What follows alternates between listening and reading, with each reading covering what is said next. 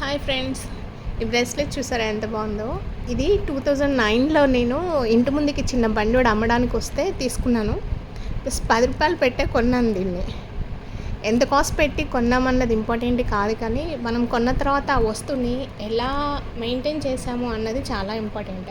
ఇది చూడండి ఎంత బాగుందో చేయికి పెట్టుకుంటే.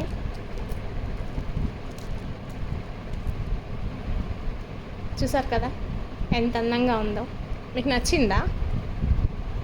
అలానే ఇంకొకటి కూడా నేను 2016లో అనుకుంటా ఇది తీసుకుంది.